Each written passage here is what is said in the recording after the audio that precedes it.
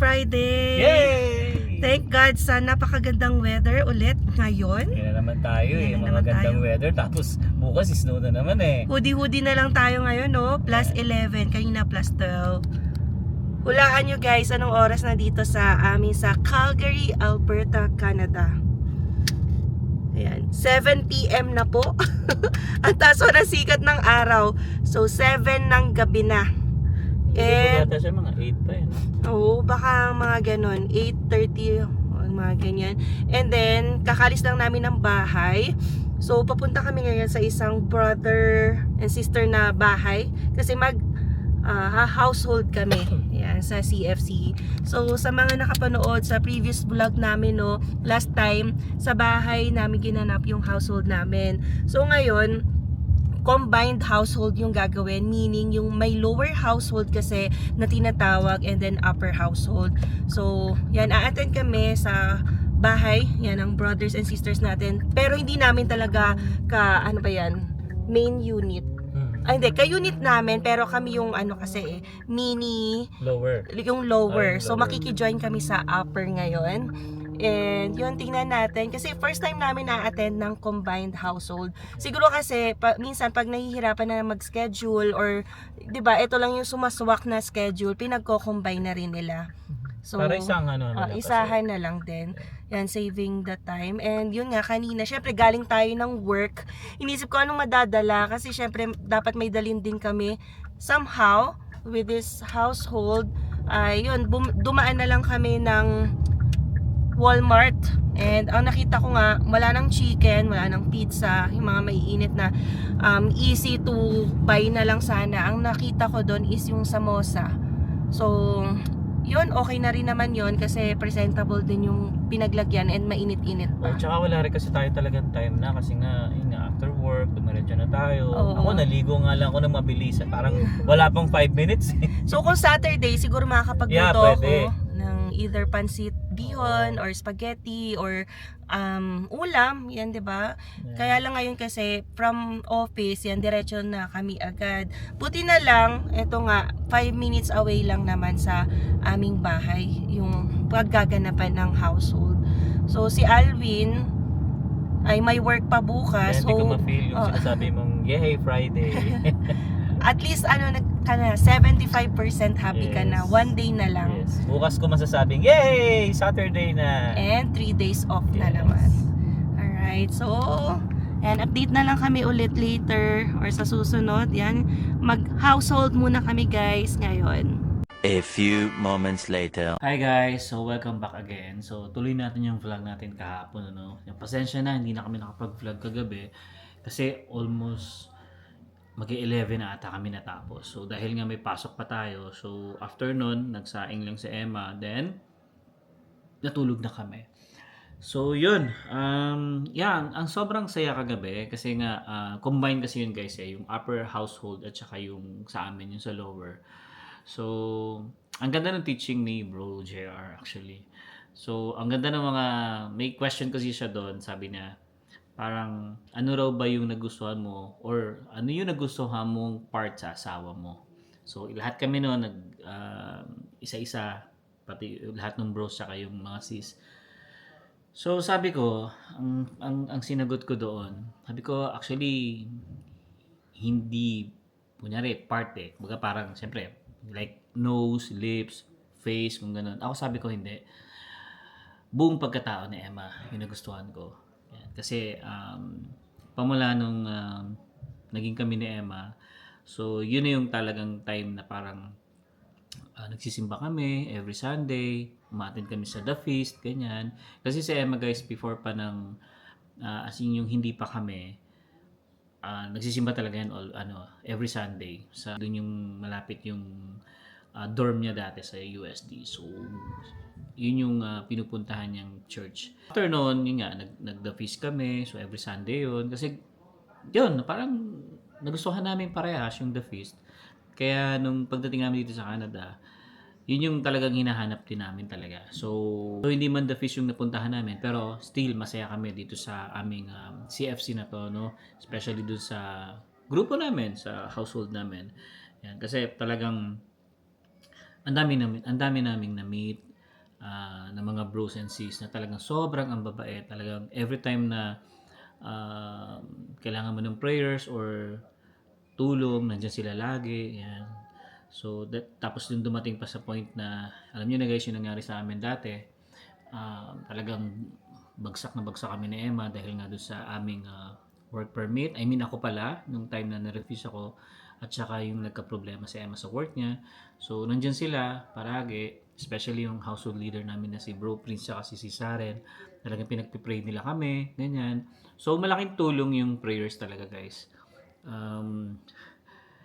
Sa totoo lang, hindi ako madasaling tao talaga.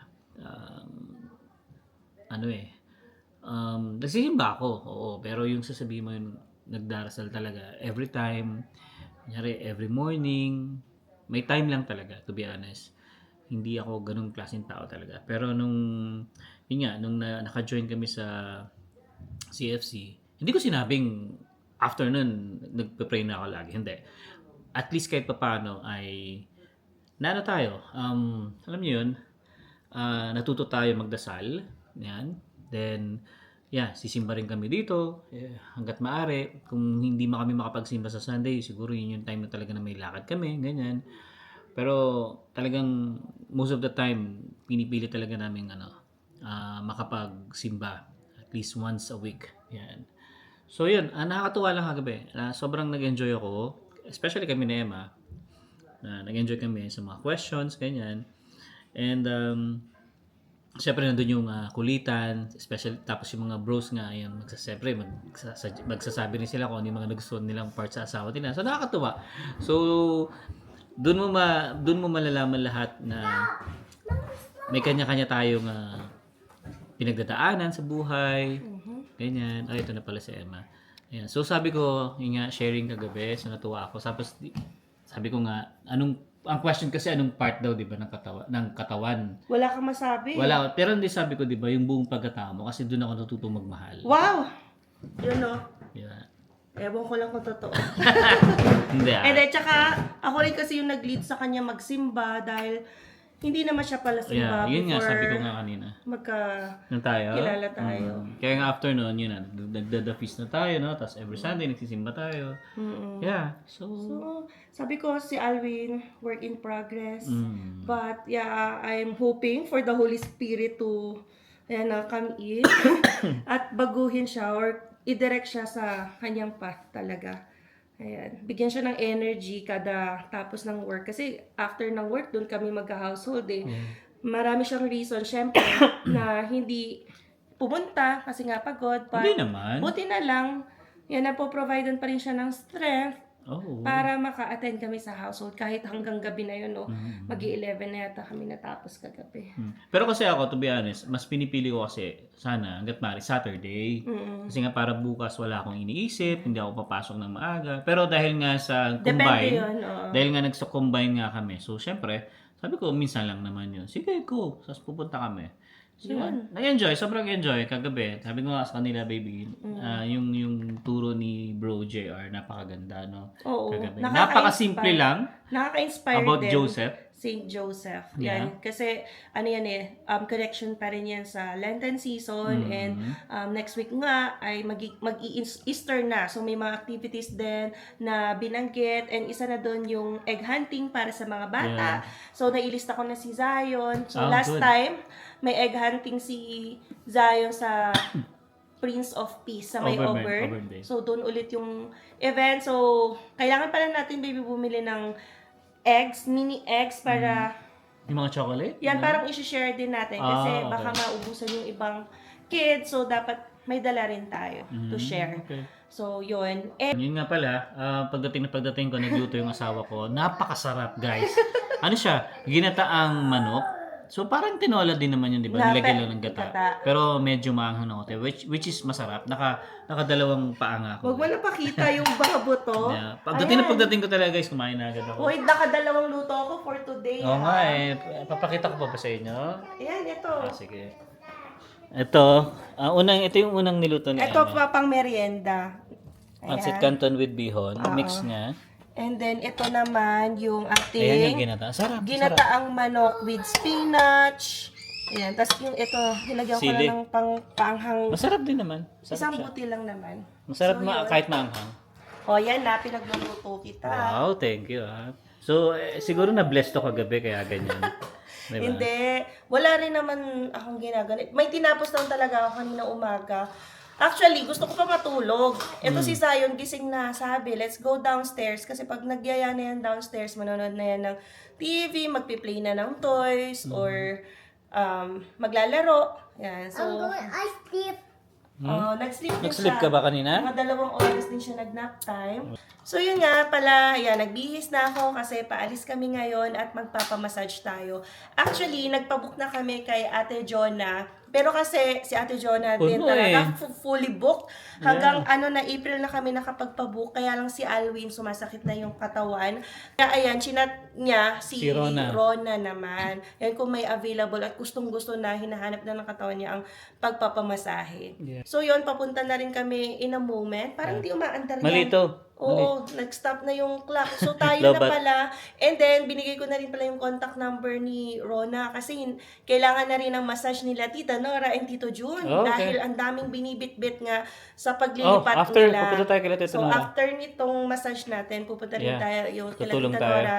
Yan, tulong tayo for some things na kailangan pa i-unbox. Yeah. Siyempre, nailipat na doon yung mga gamit pero kailangan pa ilabas para mailagay kunwari mga plato, 'di ba? Tulungan din natin sila. Alright. So ngayon, tara na at makapag-relax kahit paano. A few moments later. So ayan guys, lalarga na tayo and magpapamassage muna kami ni Alwin. Yan kay Rona. So 7 minutes away lang yata yun naman dito.